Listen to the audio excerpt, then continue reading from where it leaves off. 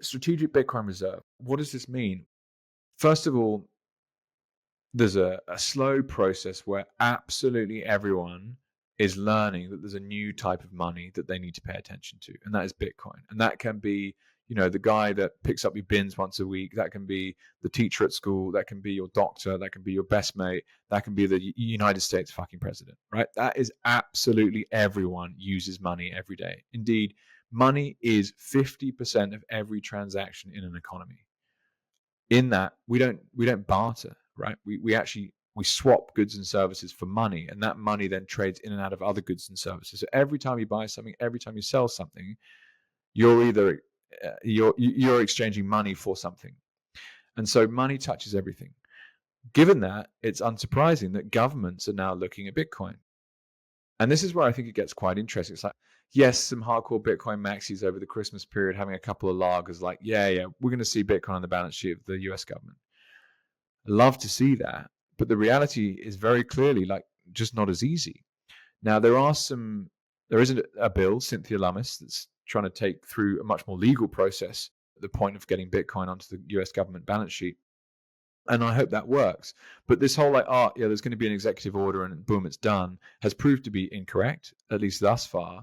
And also the nefarious side of these guys that have altcoins, like they're lobbying, right? They're literally using the funds that they've printed for themselves to go into Washington and say, no, guys, you want to have a Solana strategic reserve, you want to have a Ethereum strategic reserve.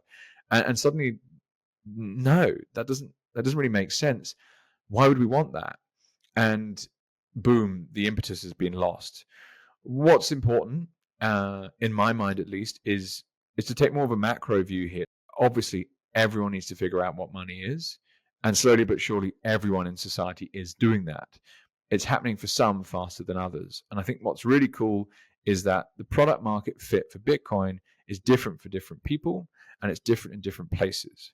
What do I mean by that? Well, in a place that struggles to actually have digital payments, then using Bitcoin's great. So they don't need anything but an SMS connection. In some instances, if you look at the startup Machankura in Africa, you can just SMS Bitcoin to each other. You don't even need an internet connection. It's unbelievable. That's one side of it. Then someone more like myself that was looking for a safe place to store value over time and not get inflated into high hell. So, okay, cool. Well, that helps too. In this case, the strategic Bitcoin reserve, I think, is best placed for niche governments. And El Salvador is the leader in this particular movement and has already seen massive, massive improvements as a result of embracing Bitcoin. You look at their tourist numbers, you look at their crime numbers, you look at their, across the board, basically, it's like tick, tick, tick, this is working. Why wouldn't other countries do the same?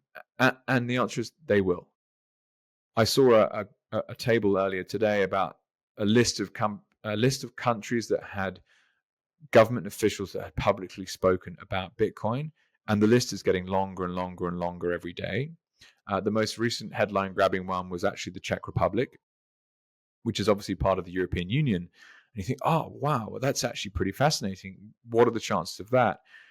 And basically, it's this crazy thing where there's basically a huge game theoretic technological adoption of a technology happening that has never been seen before, right? Because money touches everything. So it's not a winner takes all.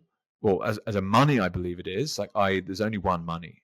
Like, what's the point in having a second money that not as many people use? The market for money is one. It will be a monopoly.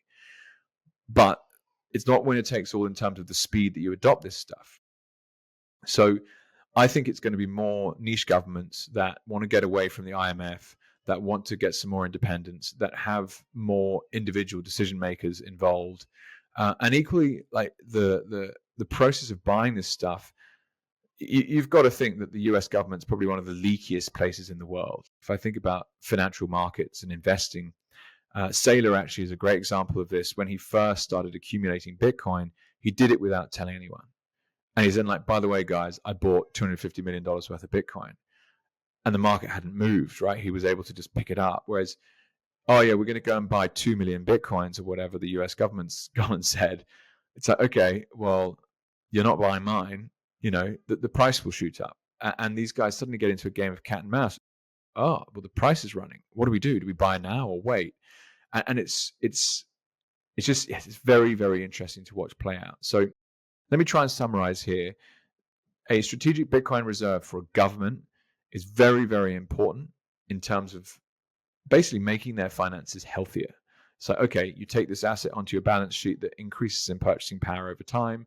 That enables them to run more services within a government and to reduce their debt.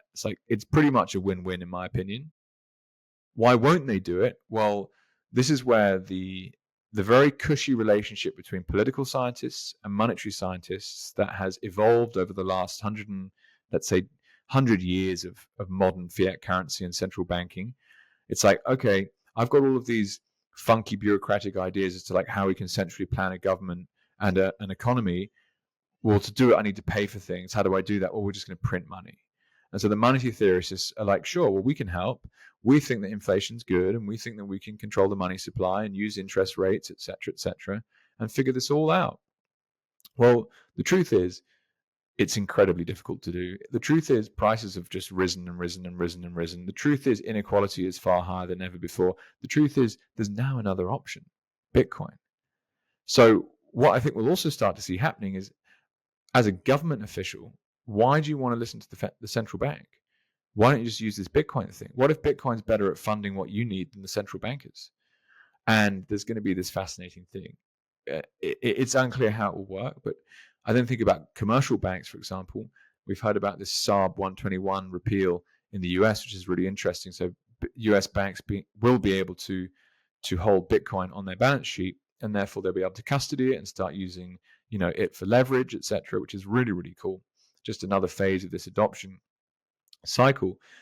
The point being, though, is the strategic Bitcoin reserve, like it's throwing the conversation wide open, right? Trump's come into office. He's pro crypto. I think he's yet to really understand the quite critical differences, but there's no such thing as bad news for Bitcoin. This is the cool thing. It's just extraordinary to see play out. So who's going to be next to say, look, we've actually bought some of this stuff? Well, we'll have to wait and see. If you think about like resource-rich countries that currently have to sell their natural resources $4 or €4 or 4 yen or 4 RMB, that now can just sell it for Bitcoin because they can actually just mine using their natural resources Bitcoin, and then they sell Bitcoin on the open market digitally 365 24/7. It's like, that actually might be a better monetization technique. Now, admittedly, that energy is going in very, very cheap, but you have to then, you don't have to pipeline it anywhere. So someone like Russia, like if you were Putin, would you be telling anyone that you were mining Bitcoin? I wouldn't. Like, how does that benefit you? You're accumulating Bitcoin for cheaper. It's like you'll let those clowns over in the States go and advertise it to the world whilst you're picking it up as quickly as you can. So to come back to this concept of game theory, it's just so interesting, isn't it? What happens if this person takes it on? What happens if this person takes it on? What happens if this person's already bought some? What happens? I don't know. But certainly as an investor, it's a fascinating time.